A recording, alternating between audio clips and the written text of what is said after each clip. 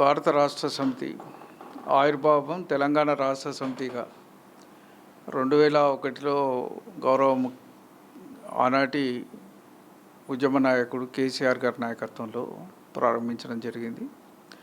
తెలంగాణ రాష్ట్రంలో పడుతున్న కష్టాలు, కడగండ్లు, బాధలు అన్నిటిని పరిష్కరించాలంటే ఖచ్చితమైన విధి విధానాలతో ఒక పార్టీని నిర్మాణం చేయడం తప్ప ఇంకో మార్గం లేదు. ఆ పార్టీయే దానికోసం కొట్లాడాలన్న సంకల్పం కొద్దీ మరి వారు స్థాపించిన పార్టీ ఇవాళ తెలంగాణ రాష్ట్ర సమితిగా, ఈరోజు భారత రాష్ట్ర సమితిగా ఉన్న నేపథ్యం అందరికీ తెలుసు.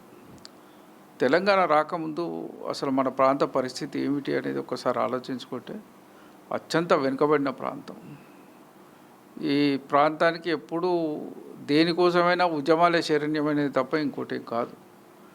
మరి ఆనాడు నిజాం వ్యతిరేక పోరాటాలు కావచ్చు, తెలంగాణ సాయుధ పోరాటం కావచ్చు, ప్రతి చిన్న విషయానికి పోరాటం చేయండి ఏది అందుబాటులోకి రాని పరిస్థితి మనం తెలంగాణలో చూసినాం. మరి అనేక ఉద్యమాలు వచ్చినప్పటికీ కూడా 69 ఉద్యమం మనకు ఉర్రూతలు ఊగించే విధంగా నడిచినప్పటికీ కూడా అనేక మంది త్యాగాలు చేసినప్పటికీ 369 మంది ప్రాణత్యాగం చేసినప్పటికీ కూడా మరి మనకు ఆశించిన ఫలితాలు అయితే రాలేదు.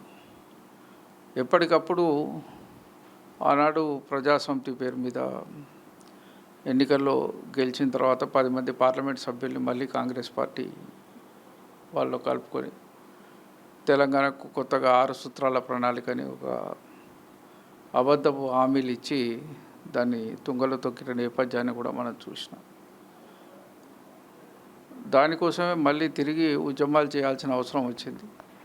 ఒకసారి 69, 72 ఉద్యమాల తర్వాత ఒక రకంగా తెలంగాణ ప్రాంత యువకుల్లో ఇక తెలంగాణ వస్తుందనే ఆశ కూడా పోయింది.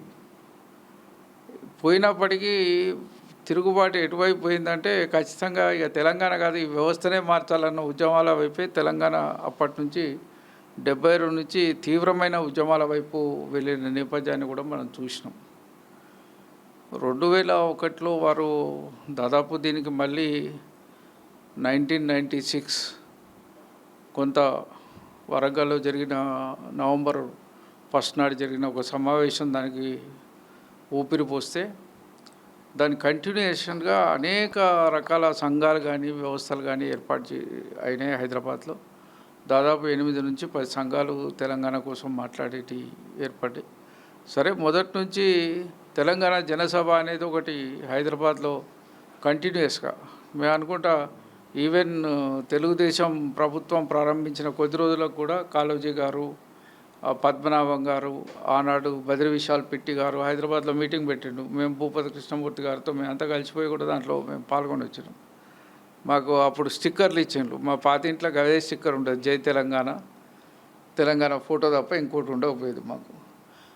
ఆ రకమైన భావంతో మేము అందరం పెరిగిన వాళ్ళకు ఖచ్చితంగా తెలంగాణ రాష్ట్ర సమితి ఆవిర్భావం అనేది ఒక కీలకమైన మార్పు. ఆనాటికి తెలంగాణలో మూతపడుతున్న పరిశ్రమలు, ఎండిపోయిన చెరువులు, నీటిపారుదల లేని వ్యవస్థలు, ఖాళీ అయిన గ్రామాలు, అసలు ఏ పల్లెకు పోయినా తాళాలు వేసి ఉండేది, ఇళ్ళన్నీ తాళాలు. యువకులు మాత్రం అందరూ పట్టణాల బాట పట్టిన పరిస్థితి. దానికి కారణాలు అనేకం ఉన్నాయి. గ్రామీణ ప్రాంతాల్లో ఉపాధి అవకాశాలు లేకపోవడం, వ్యవసాయ రంగం మొత్తం క్షీణించిన నేపథ్యం. ఈ పరిస్థితులలో ఈ పార్టీ రావడం అనేది ప్రజలకు ఒక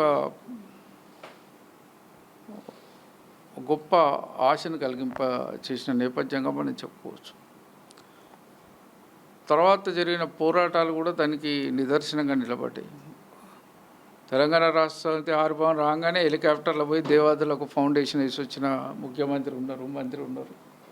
మరి అదేవిధంగా మొట్టమొదటిసారి పంచాయతీరాజ్ ఎన్నికల్లో పాల్గొని కొన్ని జిల్లా పరిషత్తుల్ని ఆనాడు 10 జిల్లాల్లో కూడా 2 జిల్లాలని కైవసం చేసుకునే నేపథ్యం ఉంది. అనేక మందికి తెలంగాణ వాదం పట్ల ఒక అభిప్రాయాన్ని కలుగజేసిన నేపథ్యం ఉంది. ఇమ్మీడియట్గా 2004 వచ్చేటప్పటికి ఆనాటికి మేజర్గా పదవిలోని మరి కాంగ్రెస్ పార్టీ పొత్తు పెట్టుకొని మరి కాంగ్రెస్ పార్టీ మేము ప్రణాళికలు పెడతాం, ఖచ్చితంగా అధికారంలోకి వస్తే మీకు మాట నిలబెట్టుకుంటాం, తెలంగాణ ఇస్తామని హామీని పొంది వారితో పొత్తు పెట్టుకొని ఎన్నికల్లో పోటీ చేయడం, మంచిగానే సీట్లు సంపాదించడం, 6 మంత్రి పదవులను కూడా తీసుకొని ప్రభుత్వంలో చేరడం, కేంద్ర ప్రభుత్వంలో చేరడం, రాష్ట్రపతి ప్రసంగంలో కూడా దాన్ని చేర్పించడం, గొప్ప అవకాశాలు తీసుకున్నప్పటికీ కూడా కాంగ్రెస్కు ఉండే ఒక వైఖరి మొదటి నుంచి కాంగ్రెస్ తెలంగాణ పట్ల దోబుచ్చులాడే సంస్కృతితోటి ఉంది కాబట్టి మళ్ళీ ఇక్కడ ఇస్తే వేరే రాష్ట్రాల నినాదాలు వస్తాయి, ఇంకేదో వస్తాయి అనే అంతకుముందే 3 రాష్ట్రాలు మరి వాజ్పేయి ప్రభుత్వంలో చేసి ఉన్నారు. అయినప్పటికీ ఎటువంటి ఉద్యమాలు లేవు. వాళ్ళ డిమాండ్లు కూడా లేని దగ్గర కూడా వాళ్ళు రాష్ట్రాలు చేసినారు పరిపాలనా సౌలభ్యం కోసం. మరి అటువంటి పరిస్థితి నుంచి తెలంగాణకు వచ్చినప్పటికీ అనేక రకాల పెట్టి 2009 ఎన్నికల ముందు కూడా మరి రాజశేఖర రెడ్డి గారు ఒక కమిటీ వేసి రోషయ్య కమిటీ అని, ఆ కమిటీ అని చేస్తారని ఏదో చెప్పి ప్రజల్ని ఇది చేయడానికే చేసినారు తప్ప ఇంకోటి కాదు. మరి కేసీఆర్ గారు నిజంగానే నిరాహార దీక్ష చేయకపోతే ఆ హామీ కూడా స్పష్టమైన హామీ రాకపోయేది.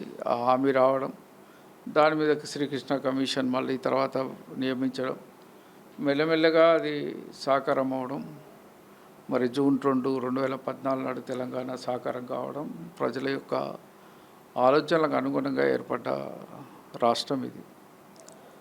తెలంగాణ రాష్ట్రం ఏర్పడ్డ తర్వాత వాస్తవంగా మనతోటి కంపేర్ చేసుకుంటే నూతన రాష్ట్రాలు ఈ దేశంలో ఏర్పడ్డ ఏ రాష్ట్రంలో కంపేర్ చేసినా తెలంగాణ అతివేగంగా ముందుకు వెళ్ళిన రాష్ట్రంగా మనం చెప్పవచ్చు. ఆర్థిక అభివృద్ధిలో కానీ, వ్యవసాయ రంగంలో కానీ, పారిశ్రామిక రంగంలో కానీ, మిగతా అన్ని రంగాల్లో మనం మిగతా అన్ని రాష్ట్రాలకు ఒక రకంగా చూడాలంటే మనకంటే పెద్ద రాష్ట్రాలతో కూడా పోటీ పడ్డాం. అది సాధ్యమయ్యే విషయం కాదు. రాష్ట్రం దేశంలో పెద్ద రాష్ట్రాలతో కూడా పోటీ పడ్డ ఏకైక రాష్ట్రం తెలంగాణ.